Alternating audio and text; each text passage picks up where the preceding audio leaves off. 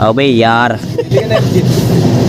तर जय श्रीराम मित्रांनो, स्वागत आहे तुमच्या नाशिक जर्नी पार्ट 2 मध्ये. जवळपास सकाळच्या 7:30च्या दरम्यान ट्रेन मध्ये बसून साहिल सोबत हिरो बनत आलो आणि नाशिक रेल्वे स्टेशनवर स्थानार्पण झालो आणि मग तिथून बस पकडून सीधा त्र्यंबकेश्वर बस स्थानवर जाऊ. कारण नियोजनाप्रमाणे नाशिक मध्ये आमच्या त्र्यंबकेश्वर मंदिर हा टॉपवर होता, म्हणून नाशिक मध्ये 2 ते 3 दिवसाची ट्रिप होती. म्हणून आता राहायची आणि झोपायची सिस्टीम लावावीच लागेल, कारण आमच्या 11 जणांचा ताफा होता. म्हणून नाशिक मध्ये असलेली श्री गजानन महाराज भक्त निवास इथे रूम बुक करायसाठी गेलो, पण अफसोस आम्ही थोडा लवकर आलो होतो. 12 वाजताच्या नंतर रूम मिळते इथं. मग काय प्लॅन मध्ये खूप मोठा बदलाव झाला. आता आमच्या समोर एक चुनौती आली होती रूम पाहायची, पण बजेट मध्ये बरं. पण इकडे पाण्याचा प्रमाण खूपच होता, म्हणून रेनकोट वाले टपकूनच होते. आता काय हे घेतल्याशिवाय इथं तर पर्यायच नव्हता भाऊ. इस नए वस्त्र को प्रदान करके हमारी पूरी पलटन निकलती है एक रूम के तलाश में. जवळपास 1-2 घंटा त्र्यंबक मध्ये रूम पाहिल्यानंतर 5 स्टार हॉटेल सारखी रूम भेटली. तिथं जाऊन कनिक सही विलंब न करके हम हलकासा नाश्ता करून टाकतो आणि मग तिथूनच गाडी बुक करून आम्ही थेट प्रसिद्ध ठिकाण म्हणजे हरिहर किल्ला. नाव तर ऐकलाच असाल. गाडीवाल्या भाऊन आम्हाला एका अनोळख्या जागेवर सोडून दिलं. भाई जान न पहिचान, तुम्ही फक्त येथूनच जा म्हणे, मग तुम्ही पोहोचते. आणि भाई हरिहर फोर्टचा पत्ताच नव्हता. तरी पण आपले सोबती पूर्ण पावरातच होते, कारण इकडच्या माहोलत तसा आहे भाऊ. मग नदी नाले धुरे दारे कुद जिकडे रस्ता दिसते तिकडे चालतच जातो. पण एकालाही माहित नव्हता की हा रस्ता खरोखरच हरिहर किल्ल्यावर चालला. तरी पण हमारा हौसला और हमारा धीरज हमारी मंजिल तक ले जाता है. मंजिल अजून यायची होती. आम्ही चढतच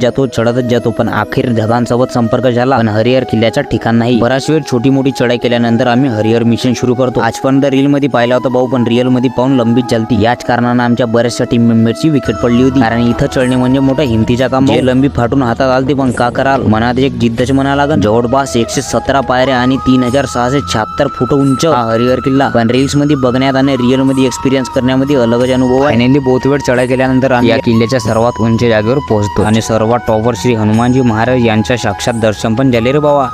जय श्रीराम.